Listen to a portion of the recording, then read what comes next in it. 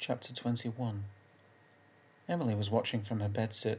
Something about the scanner had stopped her snooping on Steve's thoughts, which worried her, but she was terrified when she saw the pictures on the scanner screen and knew that she was in too deep to let the game go on any further.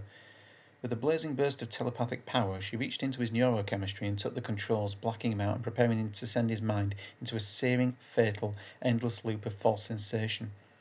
3 minutes and he'd be dead.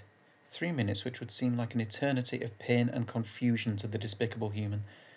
So intent was she on finishing the job that her normally alert psychic detection systems were turned off, ignored. But even if she'd been watching, there'd have been nothing she could have done as the Guardians swooped into Plymouth, intent on having words about various matters brought to their attention.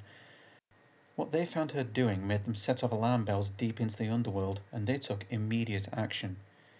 Zeloripus, demon of Chael, banished to this place for crimes and misdeeds of infinite evil, do you know what you are doing? Emily shrieked. She was hanging in a blazing whiteness with 3 guardians glaring at her from high altar. There was 1 new revisionist demon, a Shivalist, and an elemental. This was not going to be easy. We ask again and demand of you an answer, Zeloripus, demon of... Okay, I got it the first time. Do you really have to be so long-winded about it? Answer the question, Zeloripus. Speak carefully, for your crime would seem to go beyond banishment. Every word you say will be weighed. I know what I was doing. I was trying to save the soul of a poor mortal who had been grievously affected by a recent brush with a soul seeker. You might have noticed the shockwave of my victory over that monster. The new revisionist demon, with cold horns and a silver tail sheath, stood up. Enough. We indeed noted the passing of the soul seeker, and there is no blame attached to that. But to manipulate the affairs of men in any case is a dire crime. To do it mischievously and for pure delight is worse still. And to attempt to mislead the servants of omnipotence is the highest possible sin. We have here reports from fields afar of the unwarranted intrusion of Stephen Trevathan in several places, producing in one instance a complete rending of literary space. Are you aware, continued the Shivalist, bronze skin awash with purple vapour and vibrant with purple rage, that the entire work of Sir Ron Rare, and indeed the man himself, has been removed from the world in which you were banished? Your Trevathan changed a plot in midstream, creating an irreconcilable discontinuity. As a result, the country called the United Kingdom no longer has a television industry, and all the gaps in the bookshelves caused by the man's disappearance replaced by those of a newly created anagram, Harry Harrison. This alone has kept an entire division of reality maintenance people, under the direct guidance of the Omniscient, busy for an eon. Source and employment, said Emily, who by now was looking for an escape route and wanted to get the Guardians as rapid as possible. If that's all you've got to say, I really should be getting back to my patient. Even she was impressed by the thunderclap from the Shivalist, who seemed otherwise unable to comment. The elemental took up the strain from within its circle of black light. I would be inclined, were it not obviously untrue, to consider you insane and unfit to continue to enjoy your person and personality.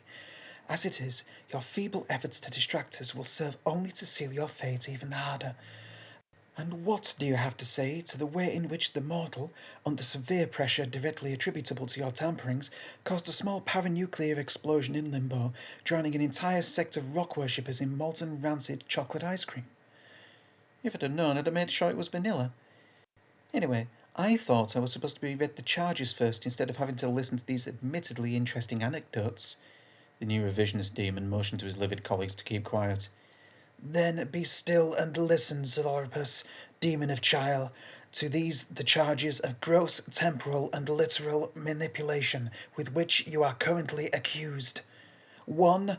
That you did cause to melt 117 Giuseppe's famous Italian ice cream cones, causing a cumulative 7.6 units of distress to infant mortals. 2. That you did cause to materialize 12 grams of magically potentiated material with intent to render the mind of a mortal susceptible to ulterior influence. 3. That you did cause a mortal to ingest the material of the second charge under the impression that it was harmless medicine of mortal product. 4. And the sonorous voice droned on. Emily, by now fully restored to her old self, was considering her choices. If she gave in, she would most likely be transformed into a rock upon the outskirts of the universe, her spirit only released when the next cycle started. Ugh. There were other options, including offering to be transmogrified into something insipid and good, but they all effectively involved the death of the being sometimes called Solaripus. 13. That with evil intent you did provide material of a dangerous nature to the mortal of the third charge, while in a state precipitated by the fifth charge, in order to facilitate his ultimate mental demise. So she had to escape. There was no record of an escapee from the Guardians, but she suspected if it had ever happened, it wouldn't exactly make the front page. They had the PR sorted out, at least. Hell, if she could escape from the Soul Seeker, she could get out of anything, and what worked once might well work again. With renewed attentiveness, she listened to the new revisionist demon. And 22. That you did attempt to mislead this ad hoc judicial committee as to your involvement in charges 1 to 21. Solaripus, demon of Chile, have you heard and understood? This was her chance. Best scared voice. Yes, I hear and understand, guardians of the mortal coil. So what have you to say to these most serious of charges? And be warned, our patience is at an end. Now I've heard the list of my heinous crimes, I realise what evil I have done, and the punishments which rightly await me. All true so far. But I wish you to consider this most carefully. When I saw what desperate straits this mortal had been led to, where the finest medical men were baffled, and he himself was in a state of some anguish, I was trying to put right as soon as possible my mistake.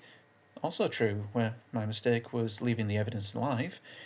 If you had arrived some seconds later, you would have come across a far less serious situation. For me. Even if you are telling the truth, and it seems as if you are, said the elemental with an element of puzzlement in his voice, the control of mortal affairs is a terrible thing to contemplate. Your continued and direct influence on this mortal's mind, which we personally observed, was in itself a crime, no matter what the reason. However, repentance is a laudable state, and we shall consider this. Things were not going quite as planned, and Emily suddenly realised she was arguing for her life.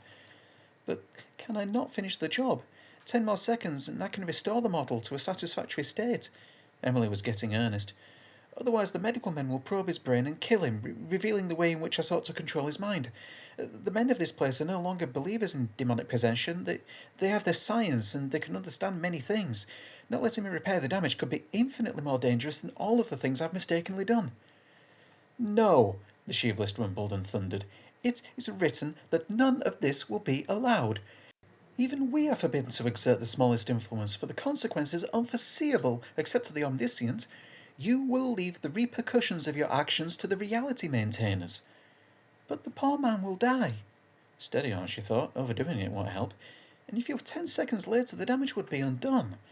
If I had decided to act 10 seconds sooner, the damage would be undone. What are 10 seconds in all eternity? Let me take the 10 seconds now, and you can do with me what you will, but don't send me to a cycle of punishment, knowing I was 10 seconds away from saving the victim of my misguided deeds. That is forbidden! Hold on, the new revisionist demon was, Emily decided, the stickler for the rulebook amongst the three. Rah for the rulebook, and rah for bureaucrats. We have some discretion. Where we observe manipulation, if it is immediately obvious that a delayed reaction will improve the situation in a material way, we can hold off, provided we send a message to that effect back to base. But we have acted. This was from the elemental. We have not passed sentence, and it will not involve us tampering. There, my friend is entirely correct in his interpretation of the rules. This discussion could indeed have taken place 10 seconds later, where the only effect would be that the human would survive. Can we be sure of that? asked the elemental. No, of course. We only have the accused's words on this, and that is most undoubtedly not to be trusted.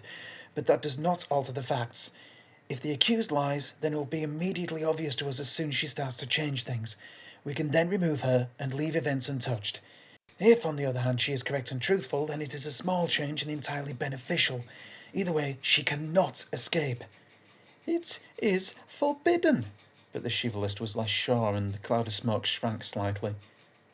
I can see no flaws in that logic, said the elemental. I agree to the accused's proposition. I too, said the new revisionist demon, which means we have a majority and can act.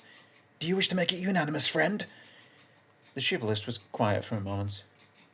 No, let it stand that I do not consider the benefits to be gained equal to the risks of believing in such a demon."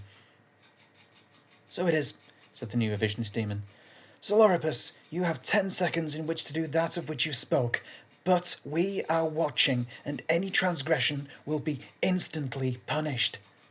"Thank you," said Emily, and smiled.